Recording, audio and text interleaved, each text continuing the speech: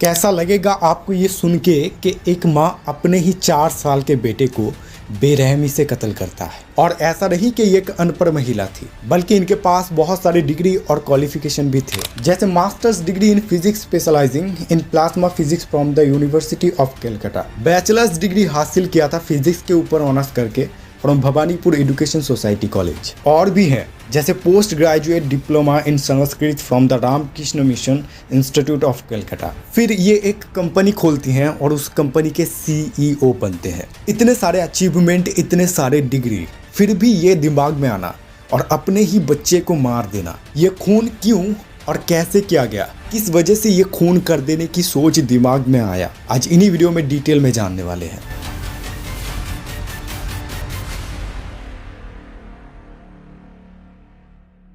इस औरत का नाम है सूचना सेठ और ये कोलकाता की रहने वाली थी। इतने सारे डिग्री हासिल करने के बाद ये बेंगलुरु में माइंडफुल AI लैब नामक एक कंपनी स्टार्ट करती है, जिनकी ये एक CEO बनते हैं। ये डेटा साइंटिस्ट और AI स्पेशलिस्ट भी थे, मतलब आर्टिफिशियल इंटेलिजेंस स्पेशलिस्ट थे। ये लोगों के पास जाके स्पीच देते थे AI के ऊपर कि क्यों हमारे जिंदगी में AI जरूरी है, आर्टिफिशियल इंटेलिजेंस काम कैसे करते हैं, इसके ऊपर। मतलब समझ ही सकते हो कि ये कितने ज्ञानी थे। और अब चलो मेन कहानी को जानते हैं।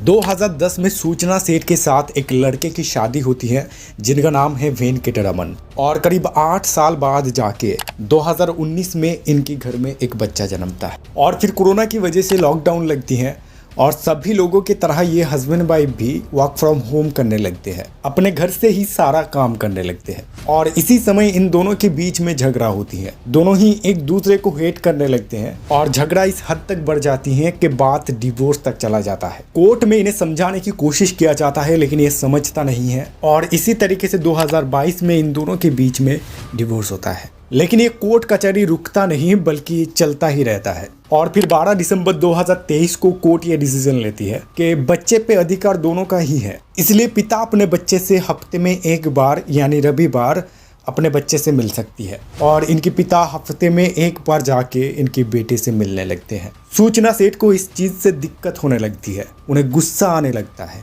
वो शायद एकदम ही नहीं चाहते थे कि उनका बेटा उनके पिता से मिले, इसलिए पहला रविवार जब वो अपने बेटे से मिलने जाते हैं तब सूचना सेठ उन्हें उनके बेटे से मिलने नहीं देते। इस तरीके से दूसरा, तीसरा और चौथा रविवार भी गुजर जाता है। फिर से बात कोर्ट पर जाती है कि पिता अपने बच्चे से मिलने तो जाते, लेकिन सूचना सेठ उन्हें मिलने नहीं देता है। यहाँ पर कोर्ट अपना आदेश देती है और सूचना वहाँ पे प्लान करने लगते हैं कि कैसे इन दोनों को मिलने ना दिया जाए। इसलिए 6 जनवरी 2024 को शनिवार के दिन वो लोग घूमने के लिए चले जाते हैं गोवा अपने बेटे के साथ, ताकि अगर कोर्ट में बात जाए तो वो साफ कह सके कि हम लोग घूमने के लिए आए हैं तो फिर हम कैसे मिल सकते हैं। और फिर वो गोवा के सोल बनियान ग्रांड होटल पे जाके रुकता है। 7 जनवरी रविवार पिता अपने बच्चे से मिल तो नहीं पाते, लेकिन वीडियो कॉल पे बात जरूर करते हैं। और इस चीज को देखते हुए सूचना सेठ की गुस्सा और भी ज्यादा बढ़ने लगता है और वो होटल की स्टाफ से 2 बोतल कफ सिरप मंगवाती है। और सूचना सेठ 2 बोतल कफ सिरप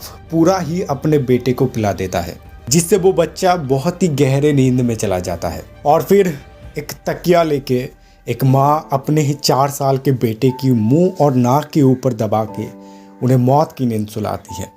और फिर कुछ देर अपने बेटे की लाश के पास बैठ के सोचने लगती है और कुछ देर बाद अपने आप को भी खत्म कर देने के लिए एक कैंची की मदद से अपने हाथ की नसें काटने लगती है। लेकिन जितना हिम्मत अपने बेटे को मारने में किया था, उतना हिम्मत खुद को मारने में नहीं कर पाए। लेकिन उन्होंने जो हाथ काटा था, उस हाथ काटने की वजह से बिस्तर पे खून की धब्बे लग गए। फिर उन्होंने एक बैग लिया और बैग के अंदर बच्चे की लाश को डाल दिए और उनके ऊपर कुछ कपड़े रख दिए। उसके बाद सूचना सेठ होटल स्टाफ से कहते हैं कि मुझे गोवा से बेंगलुरु जाने के लिए एक टैक्सी चाहिए।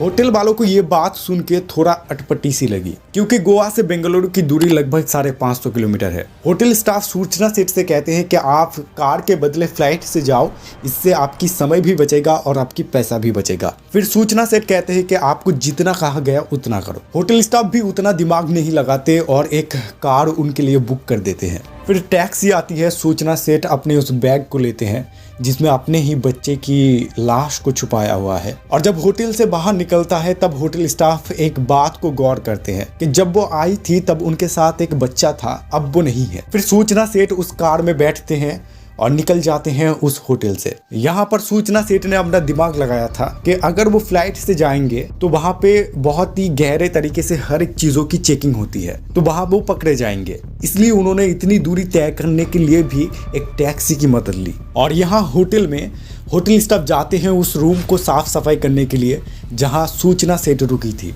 वहां जाके वो देखते हैं कि बिस्तर पे खून मौजूद है। उन्हें शक होता है, वो बाकी सारे स्टाफ को कहते हैं और ये सोचना कि उसके साथ बच्चा नहीं है, रूम में खून मौजूद है, वो तुरंत ही फोन करते हैं गोवा की पुलिस को। पुलिस हर एक बातों को गौर से सुनने के बाद स्टाफ की मदद से सूचना को कांटेक्ट करने की कोशिश करता है, लेकिन हो नहीं पाता। इसलिए पुलिस कॉल करती है उस कार ड्राइवर को। उन्हें कहा जाता है कि पीछे बैठे हुए महिला को फोन देने के लिए। वो फोन देती हैं और सूचना सेठ से पुलिस की बात होती है। पुलिस उनसे 2 सवाल पूछता है कि एक तो बेड शीट पे वो खून किस चीज का है और उनका बच्चा कहाँ पर है। वो बिना हिचकिचाए कहते हैं कि वो खून मेरे पीरियड के समय पे हुआ है और मैंने होटल स्टाफ को एक्स्ट्रा पैसा भी दिया है उस खून को साफ करने के लिए। और दूसरे सवाल का उत्तर देती हैं एक एड्रेस बता के कि यहाँ पर मेरी एक रिलेटिव है जहाँ पर मैंने अपने बच्चे को रख के आया है। पुलिस इस चीज़ को हल्के में नहीं लेता और सूचना सेठ जो एड्रेस बताए थे, पुलिस वहाँ पे जाके चेक करते हैं कि उन्होंने सही कहा या गलत। और पुलिस वहाँ पे जान पाते हैं कि इन्होंने जो एड्रेस बताया था वो एकदम ही गलत थे। पुलिस को समझ आती है कि सूचना सेठ उनसे कुछ छुपा रहा है। पुलिस तुरंत ही उस कार ड्राइवर को कॉल करता है। वो उन्हें कहते हैं कि हमारी बातों का कुछ भी रिएक्ट मत करना और चुपचाप हमारी बातों को सुनते जाना। ड्राइवर भी बहुत ही अक्लमंदी की काम करता है, वो कुछ भी रिएक्ट नहीं करता और पुलिस की बातों को अच्छे तरीके से सुनता जाता है। फिर पुलिस उन्हें कहते हैं कि तुम्हारे पीछे जो महिला बैठे हैं उसमें कुछ गड़बड़ है, तुम एक काम करो, बिना घबराए गाड़ी को चलाते जाओ और जहाँ पर भी पहला पुलिस स्टेशन दिखे वहाँ पे जाके गाड़ी को रोक देना और वहाँ की पुलिस से हमें बात करवाना। ड्राइवर भी बहुत ही शातिर था, एक बार भी भनक नहीं लगने दिया कि उनकी बात पुलिस से हो रहा है और बड़े ही चालाकी से एक पुलिस स्टेशन के पास जाके गाड़ी को रोक दी। सूचना सेठ जब तक रिएक्ट करता तब तक गोवा की पुलिस से वहां की पुलिस की बात हो चुकी होती है और वहां के पुलिस जाके सूचना सेठ से बात करने की कोशिश करता है। पुलिस कहती है कि हमें आपकी बैग की तलाशी लेनी है। यहाँ पर सूचना सेठ कोई भी रिएक्ट नहीं करता और खुद ही उस बैग को खोल के देती है। कुछ कपड़े वो खुद ही हटाते हैं और बाकी कपड़े पुलिस हटा के देखती हैं कि बैग के अंदर उसकी बच्चे की लाश है।